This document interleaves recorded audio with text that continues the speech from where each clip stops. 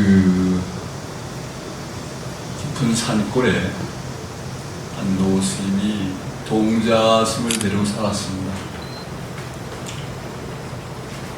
하루는 이 노스님께서 지팡이를 짚고 동자승을 데리고 마당을 이렇게 보행을 하시다가 갑자기 동자승 앞에다 마당에다 크게 지팡이를 가지고 원을 크게 그리더니 그 동자승을 향해서 네가 이 원 바깥에 이대로 서 있어 내가 널 두드려 팰 것이고, 네가 그렇다고 해서 원 안으로 도망을 가도 네가 두드려 맞을 것이다 이러면서 막 그 지팡이를 가지고 두드려 패려고 하거든요. 어떻게 해야 이 동자승이 노스님의 지팡이를 피할 수 있을까요? 어떻게 해야 됩니까? 산에 있으면. 예? 동그라미 산 안에가 있어. 동그라미 이렇게 소리가 아, 선 위에 쓴다? 네. 그러면 선이라고 하는 것이 크게 넓지도 않아서 안과 박에 다 걸릴 테니까 곱빼기로 맞아야 되겠네. 손을 키우면 됩니다. 누구예요? 몽둥이를 잡아버려야지. 아, 그 선을 지어버린다는 말씀이 맞습니다. 근데 자, 그러면 왜 그 선을 지어버리면 문제가 해결될까요? 손을 키워버리면 산 자체가 없어져 버리니까 아무 경계가 없어지는 거죠. 그래서 경계가 우리가 보통 안과 박이라고 하는 것은 선이 있기 때문에 생기는 것이거든요. 그래서 선이 지워져 버리면 안과 박이 없어지니까 들어가고 나가고 안팎이 없어져 버리니까 문제가 해결되는 것이죠.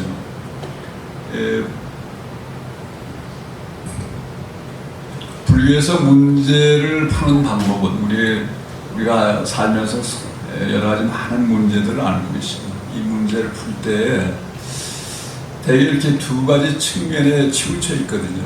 옳으냐, 그러냐, 너냐, 나냐, 많으냐, 적으냐 이런 여러 가지 상대적이고 이원적인 그런 문제들 때문에 문제가 생기는 건데, 이런 문제를 근원적으로 해결하기 위해서는 그 문제가 생기는 근원으로 거슬러 올라가야 됩니다.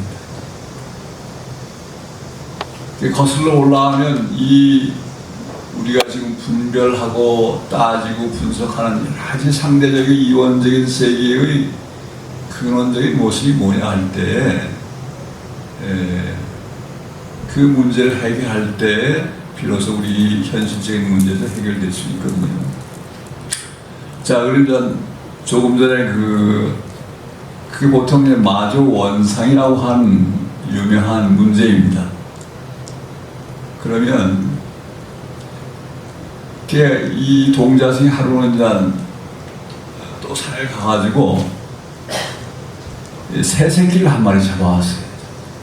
어린 동자승이니까 그게 새새끼가 귀엽고 그러니까 새새끼를 잡아왔어요. 근데 이 노스님이 왜 잡아왔느냐 이런 말씀도 안 하시고 당시 아주 아끼던 진품 고려 청자를 이렇게 내주면서, 고려 청자 호리병이 이렇게 이 목이 잘 숙한 호리병을 이렇게 내주면서 이 안에 넣어서 잘 길러라 그랬거든요. 이 동자승이 풀도 뜯어주고 물도 넣어주고 벌레도 잡아주고 해서 잘 키웠는데, 어느 날 보니까 그 호리병 안에서 이 새가 커가지고 막 죽겠다고 끼니까 야단이 났거든요. 이거 살려내려고 하다 보니까 호리병이니까 들어갈 땐 조금만 들어가는데 안에는 넓잖아요. 그래서 커가지고 꽉 차가지고 꺼낼 수가 없는 거예요. 그러면 그냥 두면 새가 죽을 것이고, 그렇다고 해서 이 고려 청자 진품을 깨뜨릴 수도 없잖아요. 이 고려 청자 호리병을 깰 수도 없고, 그렇다고 해서 그냥 두면 죽을 테니까 생명을 죽일 수도 없고, 자, 어떻게 해야지 이 병을 깨지 않고 호리병을 살려낼 수 있을까요? 얘기하세요.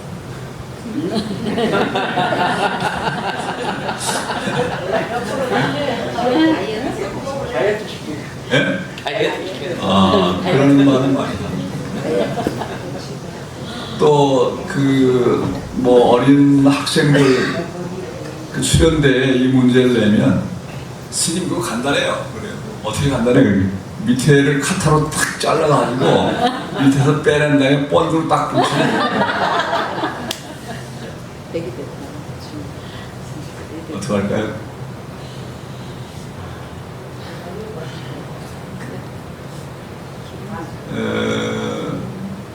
여러 가지 우리 대한불교 조계종이 조계란 말이 바로 그 육조 해능심을 가리키는 것입니다. 육조 해능심의 선법이 전통적으로 쭉 이어져 내려와서 우리나라 스님들이 중국에 가서 그 선법을 이어와서 조계종이 생긴 것이거든요. 그래서 대한불교 조계종 하면 육조 해능심이 주장했던 남종선, 그 중에서도 이제 단박에 깨치는 도노선을 중심으로 해서 수행 풍토가 마련된 것이거든요. 그래서 우리 조계종의 종안정법도 보면 종지, 우리 근본 또 대한불교 조계종의 근본적인 종지가 직지인심, 바로 우리 사람의 마음을 가리켜 가지고 견성성불, 우리 본래의 불성을 깨닫게 해서 성불케 하는 것이 종지고, 더 나아가서는 전법토생, 법을 선해가지고 중생을 제도하는 것이 종지종풍이다, 이렇게 규정되어 있습니다. 그래서 우리가 많은 스님들이 이제 이 참선 공부를 할 때 이제 화두를 가지고 합니다. 그래서 화두를 1700공안 이렇게 해서 많은 화두가 있고, 지금도 많은 제방의 큰 스님들이 정진을 열심히 하고 있습니다만, 들으면 이게 뭔가 있을 것 같은데 아리송하고 잘 안 되잖아요, 공부가. 그러니까 이걸 어떻게 좀 쉽게 설명할 수도 없고 설명해서 될 일도 아니고, 저희는 이제 해인사에서 오래 살고 그래서 성철 스님 법문을 많이 듣고 그랬습니다. 성철 스님이 하도 이제 대중들이 공부가 잘 안 되고 정진이 잘 안 되고 그러니까 법문 끝에 비유로서 이런 말씀을 하세요. 옛날에 중국의 4대 미인 중에 하나가 양귀비지 않습니까? 양귀비가 이제 알록산이라고 하는 젊은 장수를 좋아했어요. 그래서 처음엔 이 알록산이 양귀비를 양어머니를 삼았거든요. 양귀비는 30대였고, 이 알록산 아주 몸이 튼튼한 장군이고 20대였거든요. 근데 둘이 이제 사랑을 하게 됐습니다. 근데 이 알록산은 양귀비가 사는 궁중의 바깥에서 호위무사거든요. 둘이 사랑을 하지만 이제 볼 수가 없고 자주 만날 수가 없으니까 서로 마음만 태우고 있는데, 그래도 이제 궁중 안에 있는 양귀비가 내가 너를 그리워한다고 하는 말을 전하고 싶다는 거예요. 그러니까 그 여종이 이제 소기가 있는데, 이름이 소기예요. 소가 하고 불러대는 거예요. 그러면 소기가 쫓아오죠. 그 여종이 쫓아오면 됐다 가봐라. 또 한참 있다 또 소가 하고 또 불러대거든요. 그럼 소기가 또 쫓아오면 됐다 가봐라. 이 양귀비가 왜 자꾸만 소기를 불러댈까요? 예? 예? 왜 소기를 자꾸만 불러댈까요? 바깥에 알록산이 이제 호위무사로 이제 서 있으니까, 호위하고 있으니까 소기 부르는 이유가 뭐예요? 내가 이 안에서 널 그리워하고 있으니까 내 목소리가 들어라. 라고 전하는 것이 소옥이 부르는 이유라는 거예요. 왜 쓸데없이 소옥이를 불러대겠어요. 그러니까 화두라고 하는 것, 공화이라고 하는 것은 그 말에 있는 것이 아니고 말을 통해서 우리에게 전해지는 그 무엇이라는 거예요. 그러니까 조금 전에 병 속의 새를 저걸 어떻게 꺼낼까? 이 병을 흡수할 수도 없고 병을 깰 수도 없고 그렇다고 해서 새를 죽일 수도 없고 이 양극단, 이것과 저것과의 양극단을 넘어선 그 근본에 있는 그 무엇인가를 지향하는 것이 우리 본래의 참 불성, 그것을 바로 일러주는, 전해주는 그런 형태거든요. 이게 이제 대한불교 조계종의 어떤 핵심적인 수행 방법이고 한국, 일본, 중국의 아주 전통적인 오래된 선수행 방법인데, 자, 이게 쉽게 이런 곳에 이제 접근하기가 어려울 수도 있고, 그래서 여러 가지 이제 방편으로서 부처님 이래로 여러 가지 수행법들이 마련이 되고 전해져 오고 또 많은 스님들이 행하고 있습니다. 근데 여기서 가장 중요한 질문을 하나 드리겠는데요. 우리 인생이라고 하는 것은 여기 이 금생에 이렇게 살다가 죽는 것이 끝일까요? 아니면 다음 생은 또 있을까요? 예? 이게 아주 대단히 중요한 삶에 있어서 부자로서 살아갈 때 어떻게 살아야 할까의 가장 중요한 질문입니다. 이것을 분명히 하지 않으면 삶의 태도가 달라질 수가 있습니다. 근래에 스님들 가운데서도 도대체 다음 생에 있는 것일까? 아니면 무아라서 금생만 잘 살면 그냥 끝인가? 이러한 얘기들이 오고 가고 있습니다. 또 한 20여 년 전에, 그러니까 1900년대 말쯤에는 학자들끼리도 지금 이화여대 대학교에 한사경이라고 하는 철학과 교수가 있는데 그 교수하고 울산대학교에 있는 김진이라고 하는 교수 사이에 무아와 윤회, 아가, 부처님께서는 분명히 아가 없다고 했는데 그럼 윤회한다고 하면 뭐가 윤회할까? 이런 것들이 부처님이 열반하신 이후에 큰 논쟁거리였거든요. 이것 때문에 이제 부파도 교단도 분열이 되고 했는데 한 20년 전에 이런 문제가 이제 불교학자들 사이에서도 크게 논쟁거리가 됐습니다. 처음엔 두 사람 사이에서 몇 번 여러 가지 논쟁이 오고 가다가 그다음엔 그 사람들이 그치지 않고 불교학계 여러 학자들까지 전부 다 거기에 합세를 해가지고 논쟁을 벌이다가 이런 논쟁이 잘못된서 끝장인 대개가 인신공개로 끝나거든요. 그래서 그 논쟁도 인신공개로 끝나버리고 말았는데 부처님께서는 분명히 무아를 말씀하셨습니다. 지범 무아를 말씀하셨습니다. 일체법이라고 하는 것에 어떤 고정불변의 실체, 영원불변한 그 어떤 것은 없다고 하는 것이 무아라고 하는 말인데, 이 무아 윤회를 분명히 우리가 부처님께서 두 가지 다 말씀하셨어요. 무아도 말씀하셨고 또 윤회도 말씀하셨거든요. 부처님 당시에 부처님한테 어떤 수행하는 수행승이 찾아와서 물었습니다. 부처님, 아가 있습니까? 라고 묻거든요. 아라고 하는 것은 우리 속에 영원히 변화하지 않는 그 무아, 이것을 얘기하는 거거든요. 아트만이라고 하는. 근데 부처님이 이제 아무 말도 안 하셔요. 또 한참 있다가 그럼 아가 없습니까? 전심에 아가 있습니까? 물었는데 부처님이 말씀 안 하시고 또 아가 없습니까? 물어도 대답을 안 하시거든요.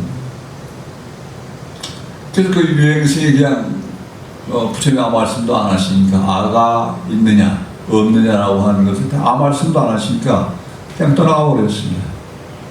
그리고 난 뒤에 그 유행성이 떠난 뒤에 이 아난자 옆에 시자를 하던 아난존자가 물었습니다. 부처님 왜 아가 있냐고 물어도 부처님께서 대답을 안 하시고 아가 없냐고 물어도 대답을 하시고 아가 있냐고 물어도 대답을 안 하십니까? 얘기를 하니까 아가 없다라고 얘기하면 단멸론 아무것도 없는 끊어지고 아무것도 없다는 그런 단멸론에 빠져 있는 거예요. 그렇다고 해서 아가 있다라고 얘기를 하면 상주론에 빠진다는 겁니다. 이게 유명한 부처님이 아주 짤막한 아난다 경이라고 하는 경에 나와 있는 말씀입니다. 그래서 이 무아 윤회는 아가 없다고 하는 부처님의 말씀과 또 윤회한다고 하는 불교와 힌두교 전통에서 있었던 오랜 이런 윤회로는 불교의 아주 중요한 질문거리고 불자라고 할 때 이 문제가 선행되지 않으면 이 삶을 어떻게 살아야 될까를 결정한 중요한 기준이 바로 이것입니다. 아가 없다고 하면 윤회가 없다고 하면 그냥 뭐 잘 먹고 금생을 잘 편안하게 살면 그뿐이죠. 그럼 뭘 하든지 간에 잘 먹고 잘 사면 그뿐일 텐데 만일 윤회한다고 하면 이 윤회에서 결국은 언제까지 윤회를 하냐면 우리 참 마음을 깨쳐서 그래서 견성성불할 때까지 계속 윤회를 하는 거거든요. 그러면 삶이라고 하는 것은 뭐냐면 긴 끝없는 삶을 반복해서 완전한 열반 성불할 때까지 계속 우리가 배우고 노력하고 수행해서 성불하는 긴 과정이거든요. 만약 윤회한다고 하면 윤회가 있다고 하면 이 삶이라고 하는 것은 고통받든지 뭐 남자 여자 또는 뭐 잘 살든 못 살든 고통받든지 힘들든지 간에 그것은 내 수행을 위해서 성불해 가는 과정에 꼭 필요한 내가 꼭 필요한 것을 배우고 익히는 그래서 성불에 도움이 되게 하는 그런 과정의 연습이거든요. 그래서 이 무와 윤회의 논쟁의 핵심이 뭐냐면 무안 깨치면 내가 없다라고 하는 걸 완전히 온몸을 체득하면 윤회는 없는 겁니다. 예. 그냥 논리적으로 이해해서 무아 그래 우리 속에 어떤 고정불변 실체 없어 모든 것은 다 실체가 없는 인연 연기로 해서 모였다가 사라지고 또 모이고 하는 그런 조건에 의한 관계의 연속일 뿐이야. 이렇게 머리로서 아는 것이 아니라 정말로 온몸을 체득을 해서 우리 안에 어떤 고정불변 실체도 없다고 하는 것을 철저히 깨치면 그건 윤회를 벗어나는 것입니다. 그렇게 철저하게 깨치지 못하면 윤회하는 거예요. 무엇에 의해서? 우리가 금생에 지은 업에 의해서 업에 따라서 다음 생으로 또 이어지는 것이거든요. 그러니까 우리가 이 삶을 어떻게 살아야 될지가 분명해지는 겁니다. 내가 지금 무아를 깨치고 견성성불을 한 것이 아니라면 그러면 윤회라고 하는 것은 여러 가지 실증사들이 많이 있습니다. 여러 가지 책이나 문헌 또는 뭐 자료들로서 윤회한다는 많은 실증사들이 문헌에 자꾸 멈춥니다. 성철 스님께서도 말년에 늘 이제 윤회 말씀을 하시고 그랬거든요. 그래서 자, 윤회를 확실하게 알 수 있는 것들이 뭐냐면 이런 것들입니다. 자, 여기 이제 물이 이제 그 주전자에 물 한 주전자가 있습니다. 물 팔팔팔 끓이죠. 그러면 어떻게 돼요? 수증기가 막 올라가서 물은 여기 이제 주전자에 있는 물은 점점 줄어들고 그 다음에 수증기로 올라가서 하늘로 올라가면 구름이 되고 그러죠.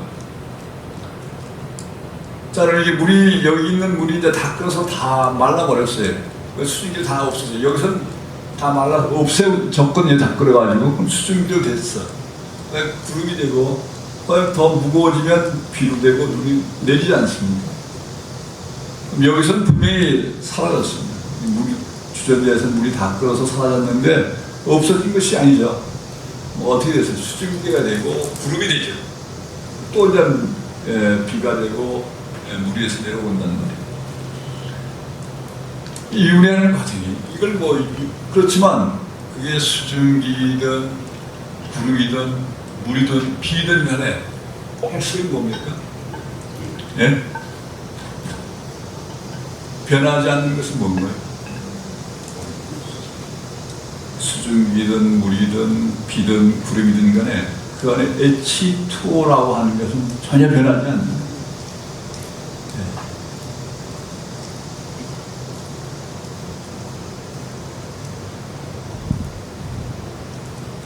그래서 금생에 여기서 우리가 살다가 인연이 돼서 다 하면 분명히 이제 4대 육신이 흩어집니다.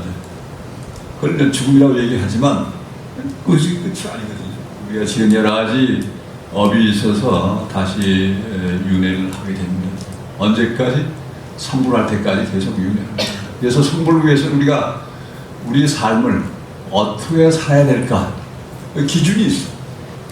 불자로서 이 삶을 사는 딱 핵심적인 기준이 있습니다. 뭘까요?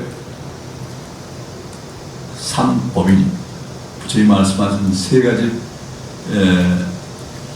이것이야말로 불교의 핵심이라고 쾅 도장을 찍은 것이 세 가지가 있는데 그게 삼법입니다. 첫째가 뭐죠? 재행무상.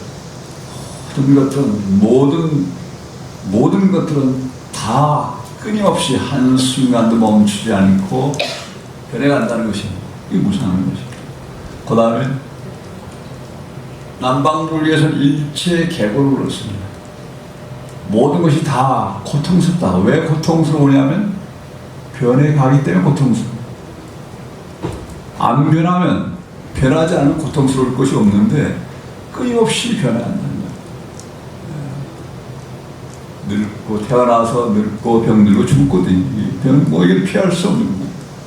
그렇기 때문에 끊임없이 변하기 때문에 고통스럽다. 그 다음에 이제 제법모함대 일체법, 일체목법이라고 하는 건 일체 모든 현상은 다 일체법이라고 얘기하는 거예요. 그것에 어떤 고정 불변의 실체가 없다. 제법무아인 것이죠. 근데 이제 북방 불교는 일체 계고 대신에 열반 적정을 넣습니다. 삼법에 열반 어떤 적정한 상태를 열반을 얘기하죠. 그래서 이제 불자로서 살 때 첫 번째 삶의 기준은 이 삼법인으로서 세상을 봐야 되는 것이죠. 모든 것이 다 변해가고 고통스럽고 또 어떤 것도 실체가 없고 실체가 없다는 얘기는 모든 것은 매 순간순간 관계의 연속이라는 거예요. 그리고 이렇게 열반 재행무사하고 제법모하고 이거 두 가지를 철저히 알게 되면 바로 열반 적정이 경계인 것이에요. 그냥 머리로서 이해하는 것은 대단히 중요합니다. 머리로서 잘 이해하는 것도 제일 중요하지만 잘 이해하고 그 다음에 실천을 통해서 우리가 그런 깨달음에 가야 되거든요. 그렇게 하면 열반의 적정의 경지에 갈 수 있다는 것이 불교의 핵심적인 딱 이것만은 변하지 않는 지리다라고 해서 법을 도장을 쾅 찍은 것이 바로 삼법입니다. 이 삼법에 의지해서 우리가 우리 주변의 삶을 또 우리가 대상을 바라볼 때 바른 인식을 갖도록 해야 될 것입니다. 그 다음에는 뭐죠? 사성제 육바람입니다. 부처님께서 얘기한 처음에 설법하신 고집멸도, 고성제, 집성제, 멸성제, 도성제, 고집멸도, 이건 뭐 여러분도 너무 잘 아시니까 많이 설명을 드리지 않고, 그 다음에는 이제 우리 실천적으로 불자로 살면서 해야 될 일은 바로 육바라밀이 실천인 것입니다. 육바라밀. 육바라밀이 뭐죠? 제일 처음에 보시, 그 다음에 지계, 그 다음에 인요, 그 다음에 정진, 그 다음에 선정, 지혜. 이 6가지 바라밀 중에서 제일 중요한 것이 뭡니까? 첫 번째가 보시입니다.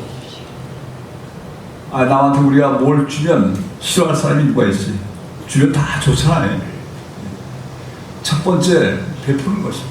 근데 베풀 때 이게 보시 바람이 되기 위해서는 내가 주는 내가 있어도 안 돼요. 받는 대상이 있어도 안 돼요. 또 중간에 그 뭔가 준다고 하는 물건에 대한 어떤 집착, 소유, 이것이 없어야 돼요. 주는 자, 받는 자, 주는 물건, 이 세 개가 다 공한 줄을 알고 줘야만 그것이 바람이 되는 것입니다. 바람이라고 하는 것은 피안의 언덕에 건너가는 방법이거든요. 그 피하는 겁니다. 저는 이 번뇌와 불안의 세상으로부터 저 번뇌와 불안이 없는 저 피안의 세계로 건너가는 구체적인 행위가 바로 바람일인데, 뭔가 내가 뭘 누구한테 좀 주었어, 저래 좀 보실했어, 이런 생각이 있으면 이게 바람이 안 돼. 복은 지는 겁니다. 복은 되지만 이게 공덕 바람이 피안에 건너가는 그런 행위로는 되지 않는 것입니다. 우리 여기 이 보은사의 그 주심인 도제스님께서 참 열심히 사회복지시설이라는 열심히 운영을 하고 계십니다. 이 굉장히 척박한 가운데서 이렇게 오랫동안 원력을 가지고 또 사회복지 또 보시 바람이를 실천하는 것은 참으로 굉장한 것입니다. 말씀 들어보시니까 많은 복지시설을 끊임없이 한 20년간 이렇게 하고 계셔서 여러분들이 끊임없이 이런 이 보훈사를 중심으로 해서 많은 보시하고 또 중심이 열심히 봉사할 수 있도록 힘을 실어주셔야 됩니다. 그렇게 할 때 여러분의 삶도 또 보시 바람이 행하게 되는 것이고, 이 보훈사를 중심으로 한 광주불교가 크게 일어날 수 있는 좋은 계기가 될 것이라고 믿습니다. 그래서 불자는 이 육바라밀을 실천하는 것이 구체적인 삶을 태도해야 됩니다. 첫 번째 보시, 지계. 지계는 뭐가 지계일까요?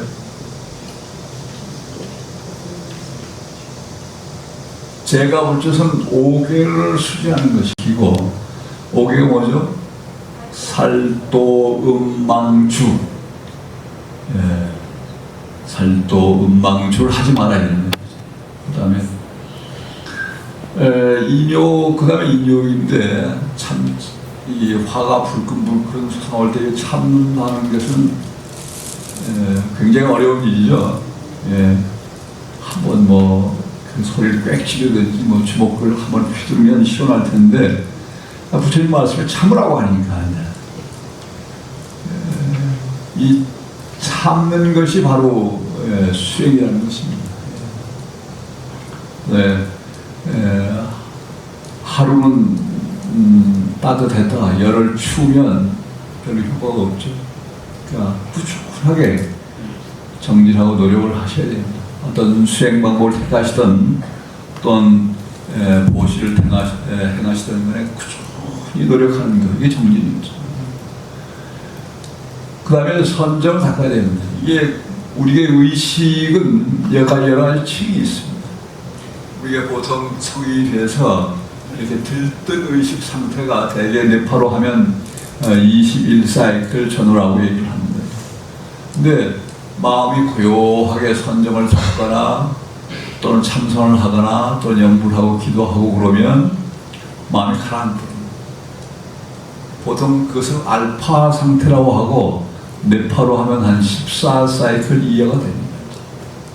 이렇게 마음이 고요해야만 집중력도 생기고 그 다음에 보이지 않는 것도 보이게 되고 또 우리 내면에 들어간 통로를 발견하게 됩니다. 그래서 왜 기도하고 연불하고 또 선정을 닦아야 하는지는 이 선정, 우리 마음을 가라앉히는 한 방법이기 때문에 그렇습니다. 그래서 궁극적으로 우리가 가야 될 것은 뭐냐면 지혜가 있어요. 여러분, 지와 해는 조금 다른 것이죠. 여러분들 앞에서 보는 부처님이 삼전불이 보이시죠? 여기 주불이 아미타불인가요?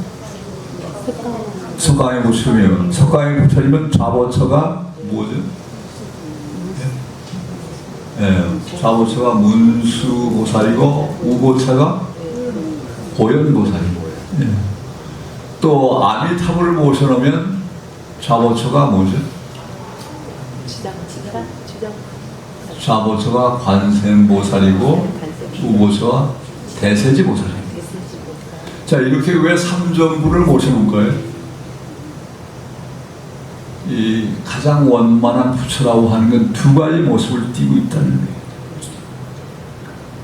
문수나 관세음, 왼쪽에 모셔져 있는 문수보살의 관세음보살은 직관지, 근본지, 출세한 지혜를 상징하는 겁니다. 지혜 가운데. 그 다음에 오른쪽에 있는 보현보살, 대세지보살은 세간지, 분석지, 분별지를 나타내는 것이에요. 이 두 가지 지혜가 가장 이상적으로 결합된, 때에 따라서는 직관지, 때에 따라서는 이 분별지, 세간지를 자유롭게 쓸 수 있는 능력을 아주 원만하게 갖추신 분이 부처님이다. 귀입을 양족존할 때 양족이 다리족자거든요. 두 다리를 가지신 분께 귀합니다. 이런 말이 아니고 이 두 가지 지혜를 부족하신 분께 귀합니다. 이 두 가지 지혜라는 게 바로 앞에 보이는 이 두 가지 지혜, 양쪽에 보이는 문수와 보현의 문수의 지혜와 보현의 행, 실천행을 고루 갖추신, 원만에 갖추신 그런 부처님께 귀합니다. 이런 말이에요. 우리가 보통 세상에 살면은 대개 이제 분별 따지고 분석하고 너니 나니 뭐 옳고 그르니 따지지 않습니까? 이건 분별지혜예요. 이런 분별지혜가 있으면 도저히 깨달음 세계에 갈 수가 없어요. 늘 깨달음 세계 속에 있고 깨달음이 지금 이렇게 충만해 있지만 그것을 모르는 것은 분별 때문에 분별의 구름이 가려서 그걸 볼 수가 없는 것이죠. 그럼 어떻게 되냐면 우선 분별을 쉬워야 됩니다. 따지고 분석하고 너나 하는 것을 내려놓지 않으면 도저히 이 무분별 직관의 세계, 무분별의 세계, 부처님 세계에 갈 수가 없어요. 그래서 궁극적으로 지혜의 바람이, 그래서 세상에 사는 기준은, 불자로서의 기준은 삼법인, 사성제, 육바라미를 기준으로 삼아야 됩니다. 내가 한 생각이 일어날 때, 내가 이게 삼법인에 맞는가? 또는 육바람에 맞는 행인가? 이런 것들을 늘 비추어 봐야 됩니다.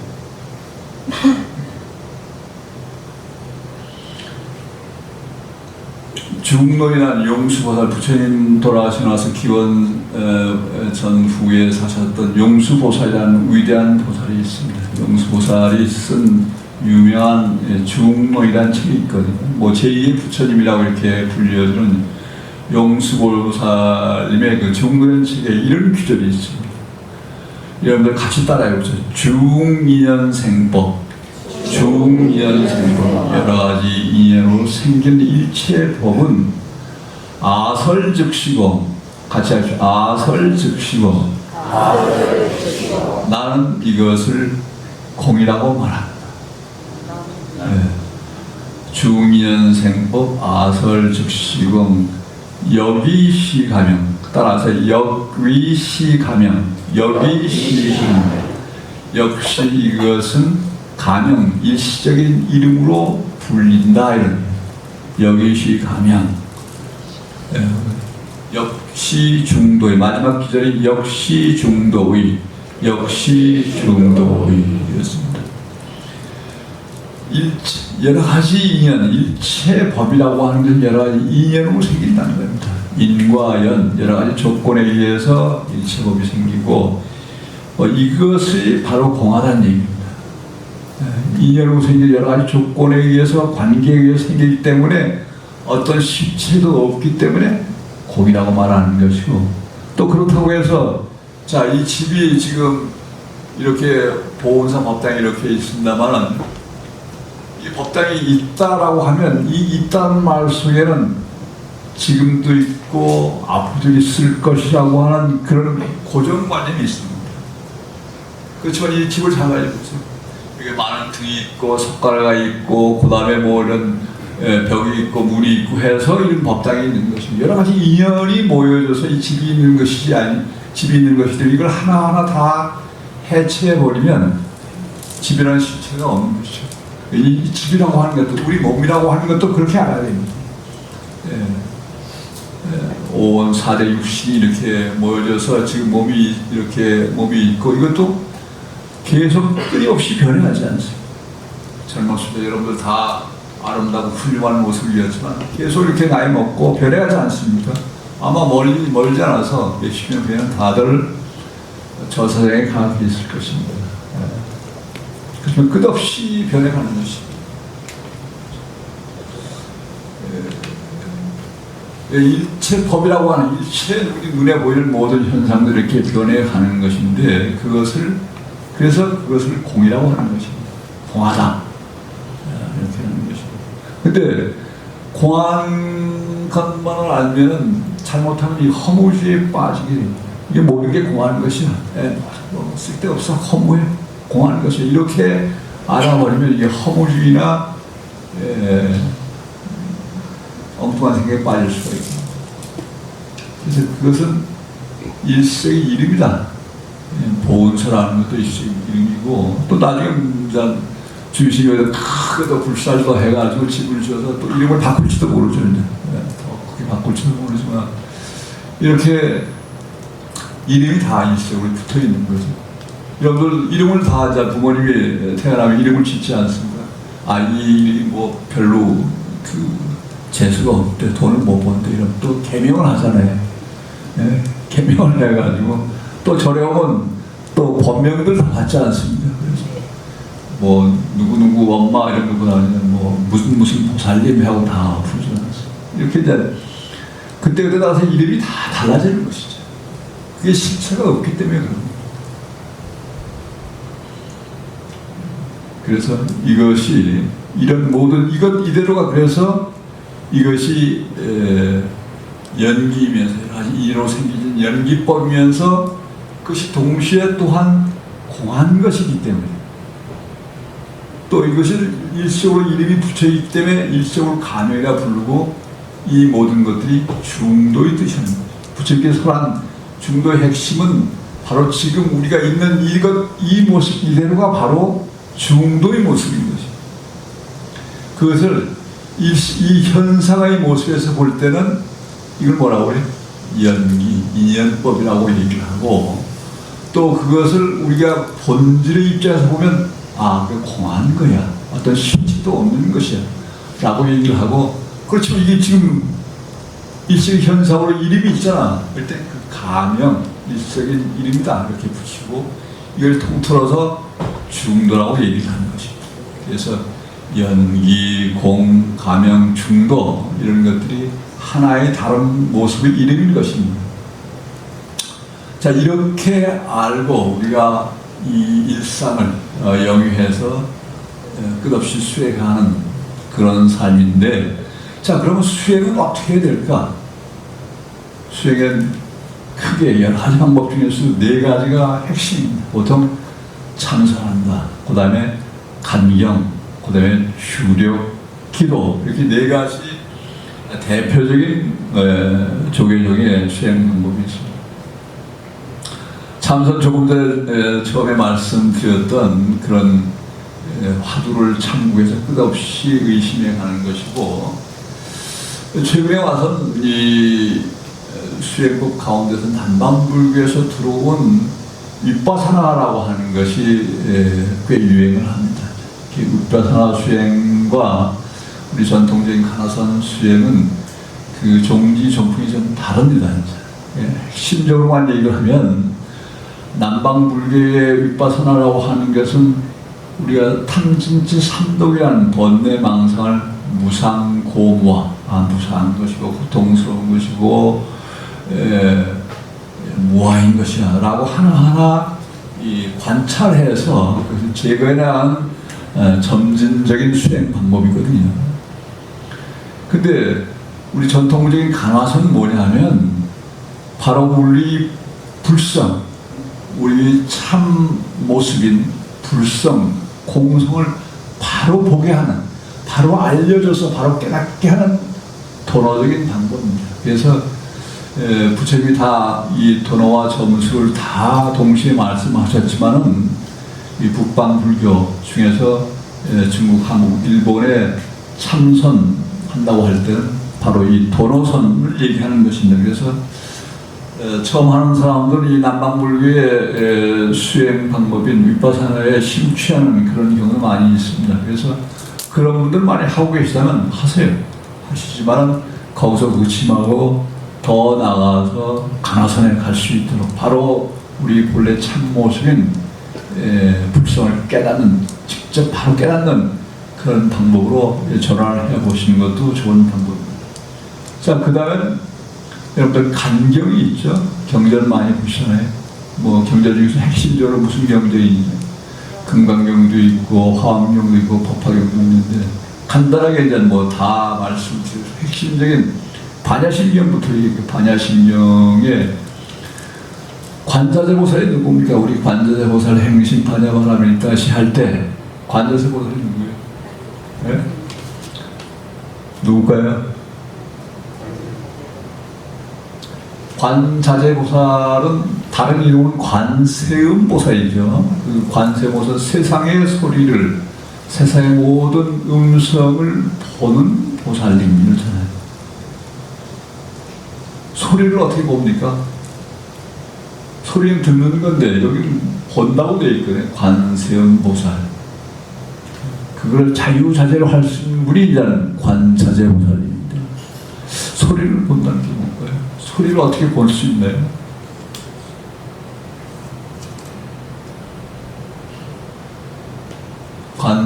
관세음보살은 우리가 태어날 때는 우리 그 의식의 본래의 모습은 육군을 전부 다 원통하게 다 통해져 있습니다. 이제 막 근데 지금은 분별 때문에 우리가 여러 가지 따지고 분석하고 나누는 그런 성향 때문에 귀로는 소리를 듣기만 하고 눈으로는 보기만 하거든요. 육군이 이렇게 전부 다 막혀져 있는 것이죠. 근데 여러분들 그 여기 이제 보살님들이 어느 때가 애가 빽 울면 어릴 때 빽 울잖아요. 아, 이게 그 소리를 듣자마자 저 똥 쌌구나, 배가 고프나, 금방 알죠? 소리를 본단 말이에요. 소리를 보거든요.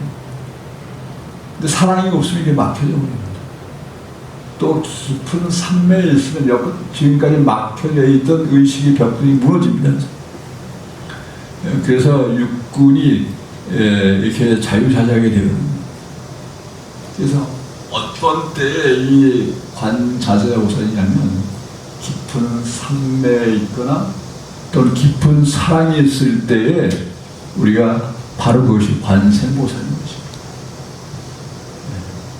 다른 관세음보살이 달리 있는 것이 아니에요. 여러분 깊은 산매에 있거나 수행을 통해서 연불을 통해서 주력을 통해서 깊은 수행 상태에 있을 때가 바로 그 관세음보살인 것이죠.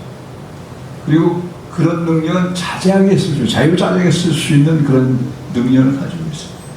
여러분 자신이 이렇게 법당에 앉아있는, 그리고 깊은 산매에 들어있는, 또 깊은 사랑 속에 있을 때가 바로 관세음보살이지, 달리 관세음보살이 있는 거죠. 뒤에 계신 관세음보살, 시장보살은 단 그런 상징으로서 이렇게 모셔놓은 것이지, 바로 여러분들 안에 있는 그 자신의 모습은 원래 관세음보살인 것입니다. 그래서 이 관세음보살이 어떻게 해요? 행심반야 바람을, 깊은 반야 바라미를 행할 때, 앞에서 얘기한 육바라미를 실천할 때, 그때 핵심이 뭐예요? 조견 오원인. 오원, 우리의 원과 마음이 바로 오원이잖아요. 색수상 행심할 때 색은 바로 우리 몸이고, 수상 행심 바로 우리 마음이 작용이거든요. 이 오원을 자세히 비춰보는 거죠. 프라시 가지고 캄캄한 데를 이렇게 비춰보듯이 우리 자신을 비춰보는 것이. 여러분 한번 잠시 여러분들 마음 한번 비춰보십시오. 비춰보니까 뭐가 있습니까? 뭐가 있나요? 저쪽에 저 합창단 저 제일 끝에 앉으신 보살님, 앞줄 제일 끝에 앉으신. 비춰보니까, 예? 스님이 보입니다.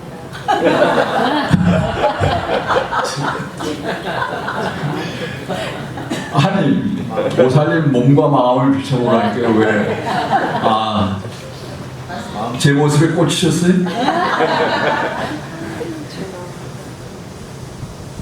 자, 비춰보면 개, 공 다 텅 비었더니, 비춰보면 사실 자세히 보면 오를 조견해보면 다 텅 비었어요.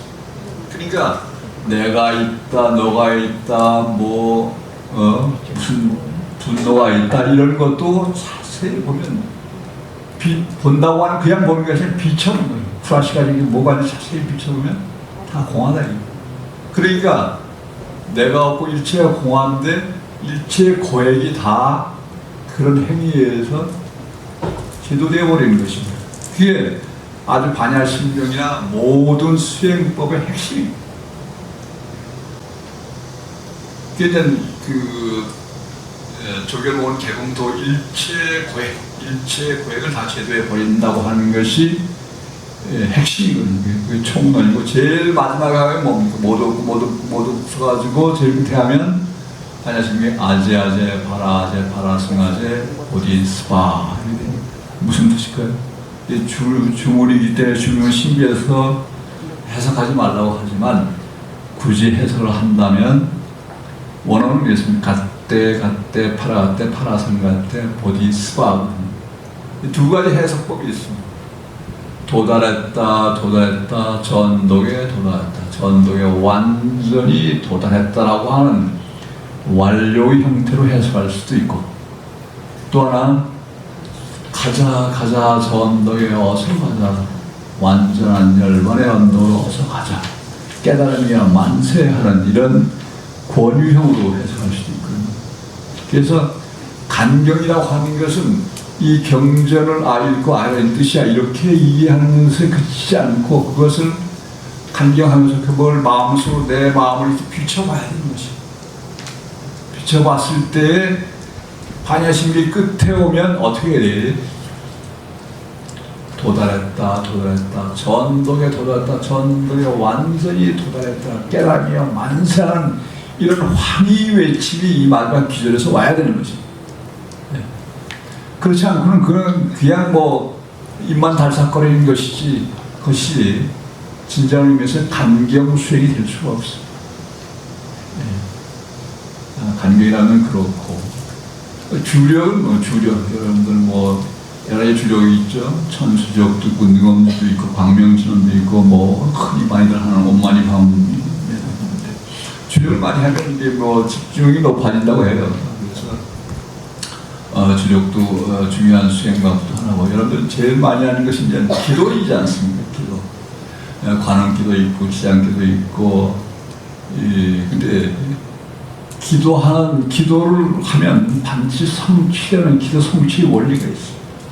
여러분들 뭐 가정 내 어려운 일이나 어려움을 극복하려고 하면 기도를 많이 하지 않습니까? 근데 기도하는 게 가장 중요한 것은 간절입니다. 간절.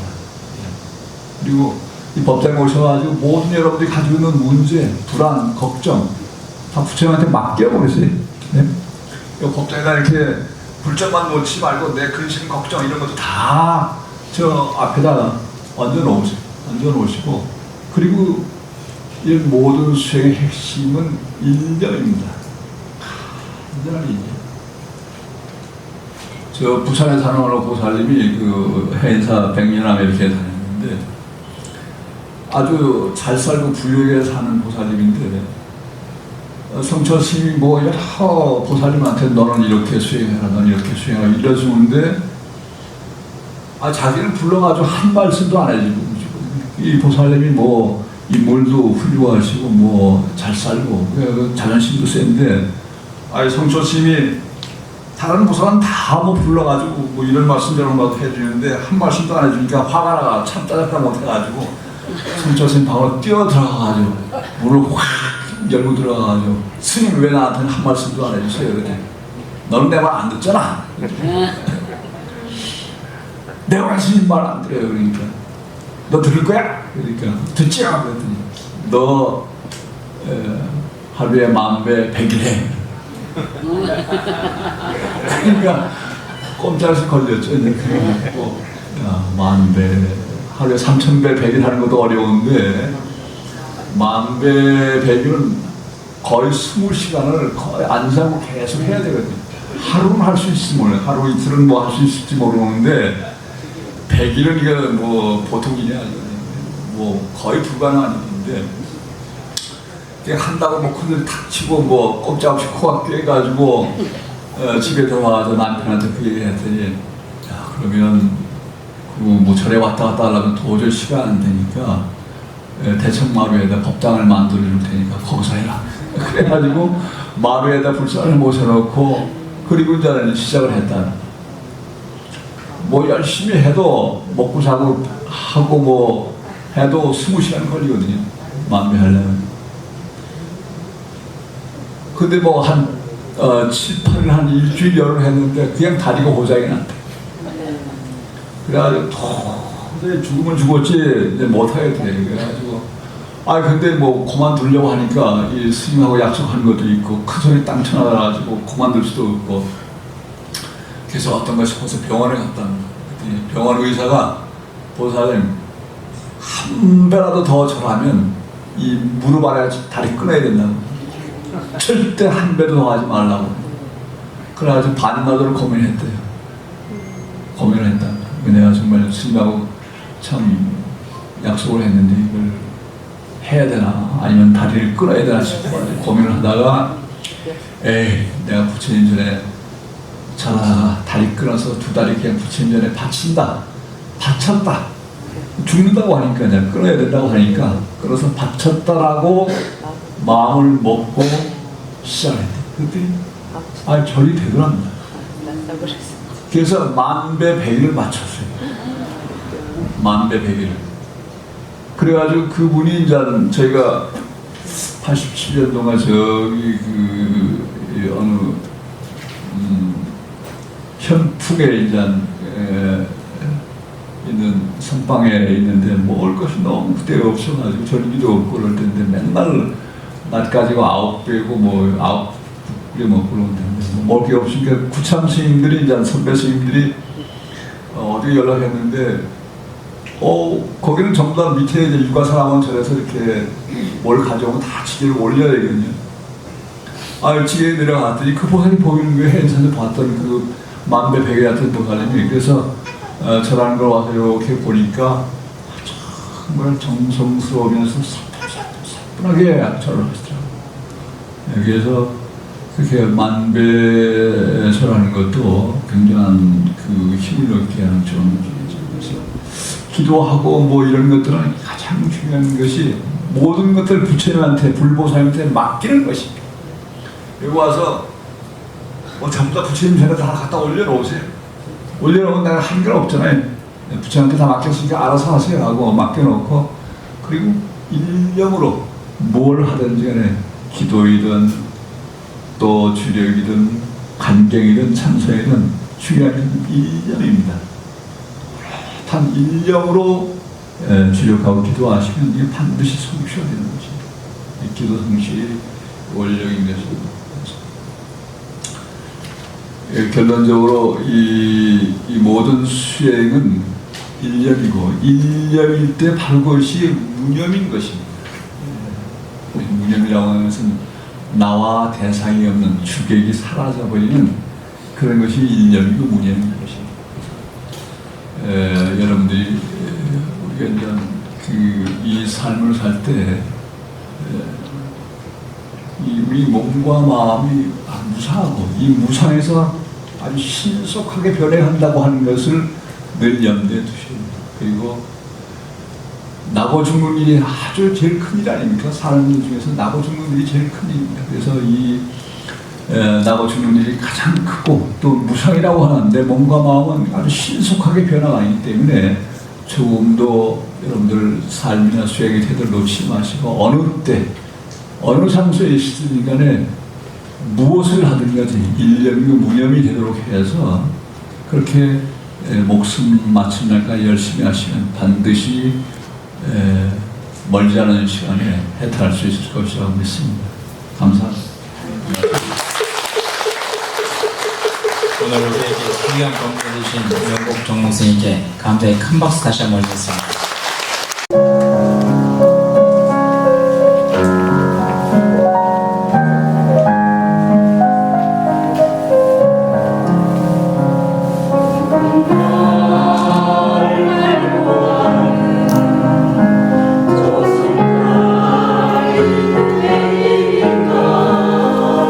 수행만 몸을 속에 깃들어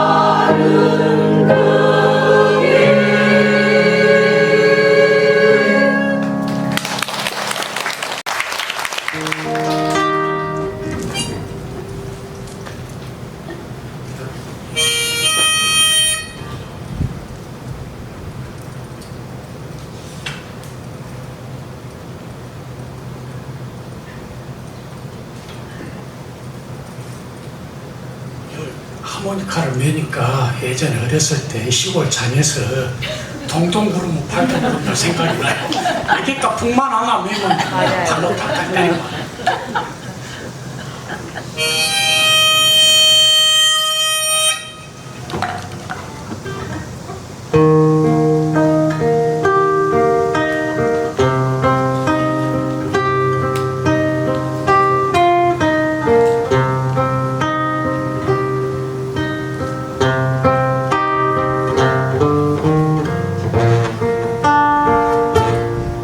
나는 가니 되리니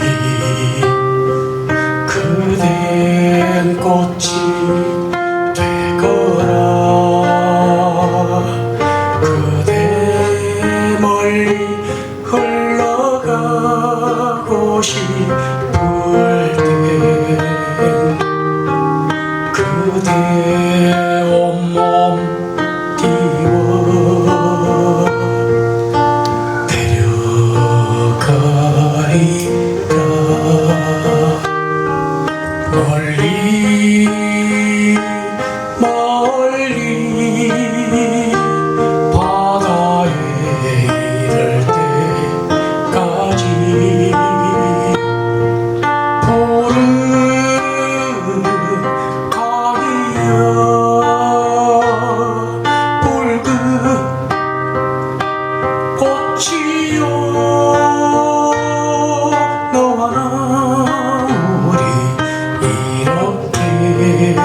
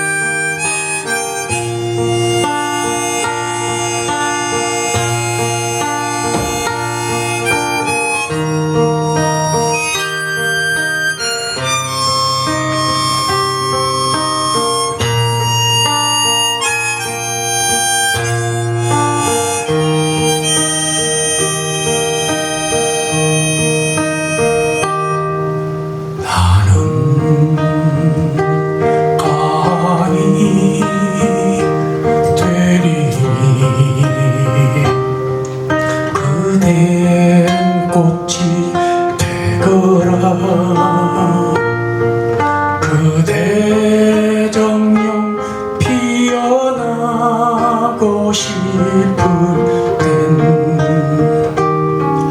그대 온몸 띄워